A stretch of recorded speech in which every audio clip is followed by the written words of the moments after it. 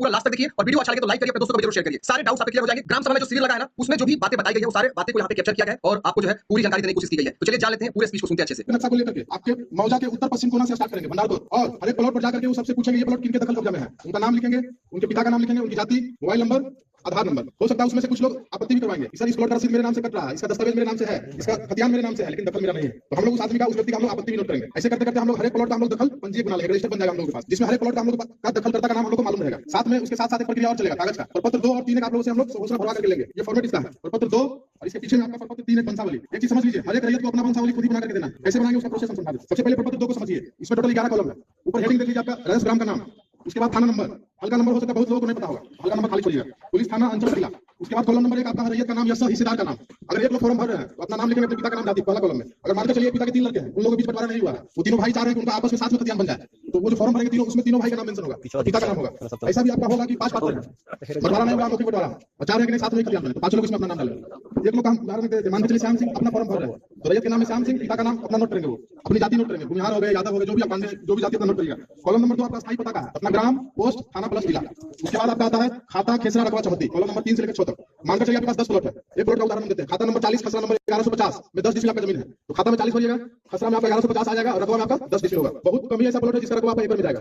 अभी चूंकि सर्वे हुआ, आप 115 साल से ज्यादा हो गया, नक्शा आपका हो सकता है 10 एकड़ का प्लॉट होगा, लेकिन स्थल पर हो सकता है उसमें 50 प्लॉट नया बन गया होगा, तो जो आपका भी बन गया, जो भी प्लॉट आपका है सब डिसमिल में मिलेगा। फिर आपका आता है चौहद्दी, हर एक प्लॉट का आपको चौहद्दी लिखना है। इसमें चौहद्दी जो आप लिखिएगा वर्तमान दखलदार का, ये नहीं कि दादा के नाम से लिख दिए, दादा कभी गुजर के 50 साल पहले, जो अभी जो लोग जमीन जोत रहे होंगे उसका चौहद्दी नाम मेंशन करना। अपना जमीन है उसका आपका 4 चौहद्दी होगा चारों तरफ से, उत्तर दक्षिण पूर्व पश्चिम। उत्तर में श्याम सिंह, दक्षिण में राधा देवी, पूर्व में पैन, पश्चिम में सड़क। ऐसे करके आपको हर एक प्लॉट का चौहद्दी मेंशन करना है। चौहद्दी जो लिखिएगा जान लीजिए जीवित आदमी का नाम लिखिए। फिर आपका किस्म जमीन, जमीन आपका किस तरीके का हो सकता है, उसमें घर बना कर रहा है, या हो सकता है उसमें 2 फसल होगा, उसमें आपको धनर भर देना है। एक फसल अगर साल भर में होगा तो आपको उसको भीट भरना है, अगर 10 साल से प्रति होगा तो वहां प्रति भरा जाएगा आपका। फिर है शेष को छोड़ करके लगाना। अभी आपका जो रसीद कट रहा है वो सब लोगों के पास डिजिटल रसीद होगा, कंप्यूटर का रसीद। अभी से 5 साल 7 साल पहले हाथ वाला रसीद कटता था, तो कंप्यूटर से जो रसीद कट रहा है उसमें देखिएगा शेष को छोड़ कर लगाना लिखा हुआ है, वो भरना है तो भरिए, नहीं तो अगर नहीं मालूम है तो उसको खाली छोड़ दीजिएगा। फिर आपका जवानी संख्या, हर एक लोगों के पास रसीद कट रहा होगा, कुछ लोग ऐसा होंगे जिनके पास रसीद नहीं होगा। ये समस्या तो आगे जो आपका दस्तावेज का जमीन रहेगा, खतियानी जमीन जिनके पास होगा उनका रसीद किसी या किसी के नाम से होगा, हो सकता है आपके नाम से हो, या आपके पिताजी के नाम से हो, दादाजी के नाम से हो, बाबा के नाम से हो, दादी के नाम से हो, रसीद आपके नाम से मिल जाएगा, उसका जवानी संख्या आपको नोट कर देना। फिर आपका कॉलम नंबर 10 है भूमि पर दावा का अधिकार, जो भी आप खाता कैसे भर रहे हैं, वो जमीन आपको कैसे हासिल हुआ। हो सकता है वो जमीन आपका खतियानी जमीन होगा, मतलब क्या 1905 में जब आपका सर्वे हुआ, आपके किसी वंशज के नाम से खतियान बना था, वही जमीन आपके वंश में नीचे आते जा रहा है। दूसरा जमीन आपका होगा आप खरीदे, आपके पिताजी खरीदे, आपके दादाजी, आपके कोई पूर्वज खरीदे किसी से, वो आपका दस्तावेज का जमीन हो गया, उस प्रकार की जमीन आपको लिख देना। फिर आपका है बंदोबस्त,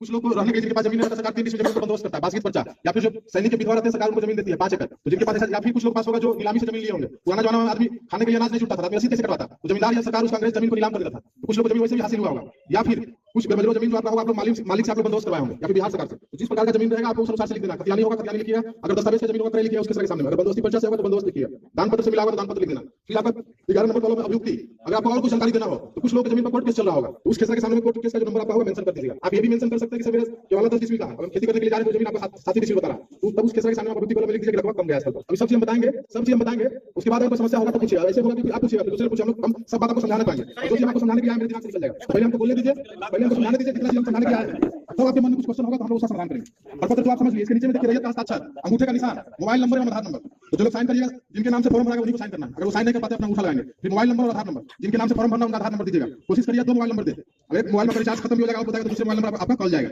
पत्र तो आप समझ लीजिए। फिर आपका है पत्र 3 एक वंशावली, अभी बताया कि वंशावली 2 तरीके से बनता है, इससे पहले आप लोग सरपंच से बुला रहे थे, अभी नियम कुछ चेंज हो गया, उसमें पंचायत सचिव को भी ऐड कर दिया गया उस प्रोसेस में, लेकिन ये ध्यान रखिए हर एक रैयत को खुद से ही वंशावली बना करके देना है।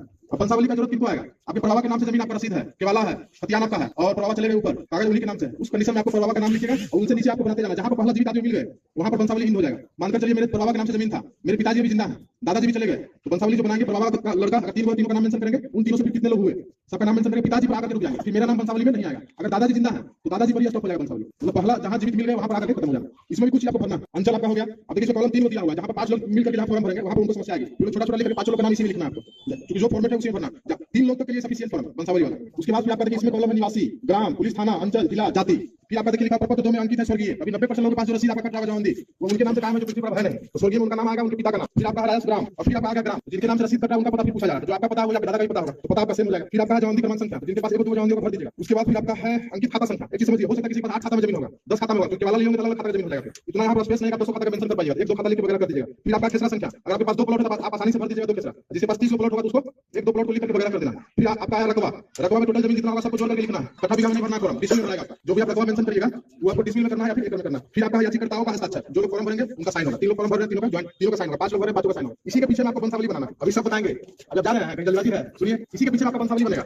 जैसे बोले अभी बाबा के नाम से जमीन है, उनका वंशावली आपके दादाजी के नाम से जमीन है। कुछ केस में ऐसा होगा जिनके पास कागज अप टू डेट है। मान के चलिए मेरे नाम से सब जमीन है, हम जोधपुर में 20 साल से, सारा कागज मेरे ही नाम पर है, हमको वंशावली पीछे बना करके देने का जरूरत नहीं। वंशावली उनको देना जरूरी है जो कागज है, लेकिन चिंता नहीं। इसी के पीछे फिर आपका एक चीज और है, देखिए वंशावली में 2 पेज, इसमें भी सेम आपका वही जो प्रपत्र 2 में आप भरे, रैयत का नाम, पिता का नाम, अस्थायी पता, खाता कैसा रखवा। अभी प्रपत्र 2 में हम बोले कि हर एक प्लॉट का चौहदी लिखना है, इसमें आपका चौहदी है लेकिन उसको आप खाली छोड़ दीजिएगा, इसमें चौहदी नहीं भरना। फिर आपका चौहदी संख्या भरिएगा, साइन करिएगा। अब समझिए, जिनके पास 2 प्लॉट होगा, 3 प्लॉट होगा, उनका एक पेज में ही भरा जाएगा। जिनके पास 15 प्लॉट होगा, 20 होगा, 50 होगा, उनको ऐसा एक पेज में आपका मुश्किल से 4 प्लॉट ही आ पाएगा। आप साफ सुथरा भरिएगा तो 4 प्लॉट आएगा, किसी के पास 20 प्लॉट है, ऐसा उनको 5 पन्ना का जरूरत पड़ेगा प्रपत्र 2 का। ये आपका हो सकता है कि में हो जाएगा वंशावली वाला, ठीक है। ये आपको पन्ना ज्यादा जरूरत होगा, जिस अनुसार से आपका रहेगा। 20 प्लॉट है, 50 प्लॉट है, उसके अनुसार 10-15 पेज आपको लग सकता है। कोशिश ये करना है कि साफ सुथरा भरिए। नहीं समझ में आता है आपके मौजा के जमीन साहब उनसे पूछिए, या फिर हम लोग का जो ऑफिस है पंचायत से करवाना हरपुर, अभी हम लोग गांव घूम कर ग्राम सभा कर रहे हैं। 25 तारीख के बाद से हम लोग 10 से 4 वहां आपको मिल जाएंगे। अभी की समझ लीजिए, आपके अमीन साहब हर प्लॉट पर आए, दखल नोट कर लीजिए। आप लोग साथ में इस फॉर्म को भरिएगा। और एक चीज बताएं, जो खाता कैसा भरिए उसके साथ आपको कागज आपको लगा कर देना होगा। जैसे आपके पास रसीद अवेलेबल होगा, दस्तावेज आपके पास होगा, उसका फोटोकॉपी, खतियान होगा, उसका फोटोकॉपी, वो सब लगा करके तब आपको वहां जमा कर देना। जिनके नाम से फॉर्म भरिए उनका आधार कार्ड का फोटोकॉपी लगाइए, मोबाइल नंबर कोशिश करिए 2 को डाल देना। आप समझिए, आपके मौजा में अमीन साहब आए, हर प्लॉट का दखल नोट कर लिए, साथ में आपके कागज जमा कर दिए। अब उस दखल को आपके द्वारा जो कागज दिया गया उसका मिलान होगा। आप जो जमीन जोत रहे हैं उसी का कागज दिए कि नहीं दिए। अगर सब चीज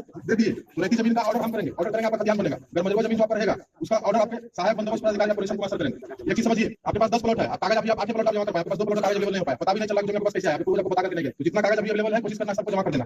अब पहला जो कागज आपको हम देंगे प्रपत्र 7 देंगे, खानापुरी पर्चा, और उसके साथ देंगे आपको हर एक प्लॉट का नक्शा। अगर आपके पास 10 प्लॉट है तो 10 प्लॉट का नक्शा मिलेगा, और साथ में आपको प्रपत्र 7 मिलेगा, खानापुरी पर्चा। नक्शा जो देंगे उसको हम बोलेंगे एलपीएम, लैंड पार्सल मैप। उसमें आपको हर एक प्लॉट का नक्शा रहेगा, उसकी चौहदी मेंशन रहेगी। खानापुरी पर्चा जो देंगे आपको प्रपत्र 7, उसमें आपका नाम, आपके पिता का नाम, आपकी जाति, आपका पता, मोबाइल नंबर, आधार नंबर, साथ में जमीन साहब हर एक खेत पर जाकर जो नया नंबर नोट करेंगे वो आपका होगा नया खेसरा। उसमें नया खेसरा रहेगा, उस नया खेसरा का पुराना खेसरा क्या था, पुराना खेसरा रहेगा, साथ में उसका रखवा रहेगा और चौहदी रहेगी। उसमें हो सकता है कुछ आपको त्रुटि समझ में आएगा, कागज देंगे आपको, उसमें कुछ समान तरह का त्रुटि मिलेगा। हो सकता है आपके नाम में गलत हो जाए, आपका पिता के नाम में गलत हो जाए, कुछ जाति में हो सकता है भूमिहार आपका यादव हो गया, यादव है तो आपका पांडे जी उसका दिख जाएगा, या हो सकता है आपका चौहदी गलत होगा, मोबाइल नंबर, आधार नंबर, ये सब सामान्य त्रुटि है, ये आपका आसानी से सुधर जाएगा। आपको समस्या कब आएगी, जो आपका 7 प्लॉट आपको हम जो है 5 प्लॉट का कागज दिए, 10 प्लॉट आपको 8 प्लॉट का कागज दिए, 2 प्लॉट का कागज आपको नहीं दिए प्रपत्र 7, तब आप हमसे क्वेश्चन करिए मेरा 2 प्लॉट क्या हुआ। उस 2 प्लॉट क्या हो सकता है वो हम बताते हैं। या तो जिस खाता का जमीन रहेगा अगर उसके वंशज जिंदा रहेंगे तो वो जमीन का खतियान उनके नाम पर बन करके चला जाएगा, या फिर वो जमीन आपका अनाबाद बिहार सरकार के नाम से खतियान बन करके अंचलाधिकारी को के पास चला जाएगा। अब वो कब होगा, जब आप कागज हर एक प्लॉट आप दे नहीं पाते। हम लोग बोले कि 2 नंबर इसमें डालिएगा, जब आपका कागज मिलान होगा तो आपको फोन जाएगा, अब उस टाइम में भी आप नहीं आइएगा। तो जितना कागज आपका अवेलेबल रहेगा, जितना कागज आपका सही रहेगा, उतना आपका ऑर्डर हो जाएगा, उतना खतियान आपको मिलना है प्रपत्र 7। अब ये तो बोल दिया जमीन हो सकता है बिहार से कागज के अभाव में, या हो सकता है दूसरे के नाम पर चला जाए। एक और समस्या अगर आपका 10 डिस्ट्रिक्ट का कागज आपका दस्तावेज है, आपको हो सकता है खानापुरी पर्चा जो देंगे हम 8.5 डिस्ट्रिक्ट का देंगे, 8.6 का देंगे, 8.9 का देंगे, या 9 डिस्ट्रिक्ट का दिए, तब आपको फिर आपत्ति करनी है प्रपत्र 8 में। टोटल 3 बार आपको मौका मिलेगा कि कागज में आपका जो खतियान में जो समस्या है उसको सुधार पाइएगा। 3 बार आपको 7 देंगे, उसमें कोई समस्या आपको समझ में आएगा, 8 में आपत्ति करिएगा, तभी आपसे कागज खोजेंगे। मान के चलिए आपका 2 प्लॉट का खतियान नहीं बना, या 3 प्लॉट का नहीं बना, 4 प्लॉट का नहीं बना, या फिर रकबा करवा गया,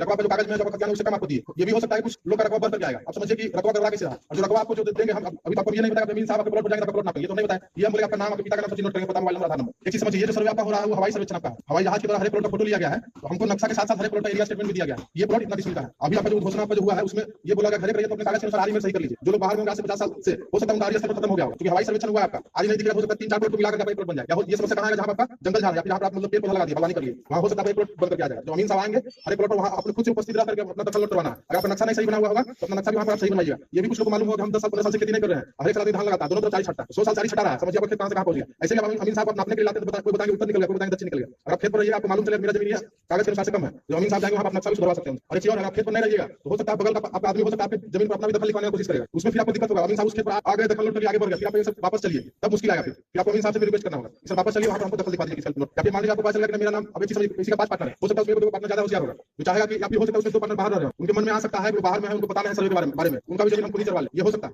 आपको जागरूक रहना है, प्लॉट पर रहिए, या फिर आपका अलग दखल कब्जा है, अपना फॉर्म भर करके जमा करिए। कोई समस्या अमीन साहब से मिलिए, उनसे समाधान नहीं होता, हमसे मिलिए, हमसे नहीं होगा तो किस तरह से मिलिए। एक चीज समझिए, जितना अच्छा आप कागज जमा करिएगा, जितना प्लॉट मैक्सिमम प्लॉट कागज दीजिएगा, उतना अच्छा प्रपत्र 7 उतना अच्छा खतियान आपको बंद करके मिलेगा। 3 बार आपको जो हम बोले 7 प्रपत्र 7 आपको दिए, 8 में आपत्ति करिएगा, 8 के बाद उसका सुनवाई होगा। हो सकता है 4 प्लॉट में आपत्ति किए, आपका 2 प्लॉट सुधर गया, 2 प्लॉट कागज के अभाव में आपका यथावत रह गया, तो फिर प्रपत्र 12 फिर हम लोग चिपकाएंगे, आपके मौजा में चिपकाएंगे, हम लोग ऑफिस में अपना चिपकाएंगे, पंचायत सरकार हर साथ में चिपकाएंगे, जहां आपको सुविधाजनक होगा वहां जाकर देखिएगा। और जो हम लोग जो कर रहे हैं अभी हम लोग बोले डिजिटल सर्वे है, प्रपत्र 7 जो आपको हाथ में देंगे वो इस पर भी अपलोड रहेगा, पूरा मौजा का नक्शा आपको इस पर अपलोड रहेगा। कोई भी प्लॉट पर टच करिएगा आपको दिख जाएगा वो प्लॉट किसके नाम से सर्वे हुआ है। आपको दूसरे आदमी पास जाकर के रिक्वेस्ट करने का, बाबू भैया करने का जरूरत नहीं। अगर आप फोन चलाना ऐसा जान रहे हैं, आपको किसी से कोई मतलब नहीं, फोन खोलिए, वेबसाइट बता देंगे, उसको आपके मौजे का नक्शा आपको अवेलेबल रहेगा। कोई भी प्लॉट पर टच करिए आपको नाम दिख जाएगा इसके नाम से सर्वे हुआ। आपको बोले कि हम प्रपत्र 7 दिए, प्रपत्र 7 मान लीजिए आपके पास 15 प्लॉट, आपको 13 प्लॉट का प्रपत्र 7 दिए, आपको एक भी प्लॉट टच करिएगा आपको 13 प्लॉट का कलर चेंज हो जाएगा। मतलब क्या कि आपके नाम से इस मौजे में 13 प्लॉट का सर्वे हुआ, आपके पास है 20 प्लॉट, 13 प्लॉट का कलर चेंज हो गया, या फिर 13 प्लॉट आपके हाथ में दिए, मान लीजिए आपके पास 7 प्लॉट का खतियान नहीं होगा, तो आप प्रपत्र 8 में आपत्ति किए, उसमें मान के चलिए 5 करोड़ का खतियान बन गया, 2 करोड़ कागज के अभाव में आपका नहीं बनाया था, तो वैसे ही लगेगा। तो बिहार सरकार या फिर किसी दूसरे आदमी के नाम पर बनेगा, दूसरे आदमी के नाम पर तब बनेगा जब उस खाता का वंशज जिंदा है, तो उन लोगों के नाम पर बनकर चल जाएगा। अगर हो सकता है जिस खाता का जमीन जोत रहे हैं उस खाता के वंशज नहीं मिलेंगे, उनका वंशावली हम लोग नहीं बना पाएंगे, उसी कंडीशन में आपका जमीन बिहार सरकार हो सकता है। आपत्ति करिएगा,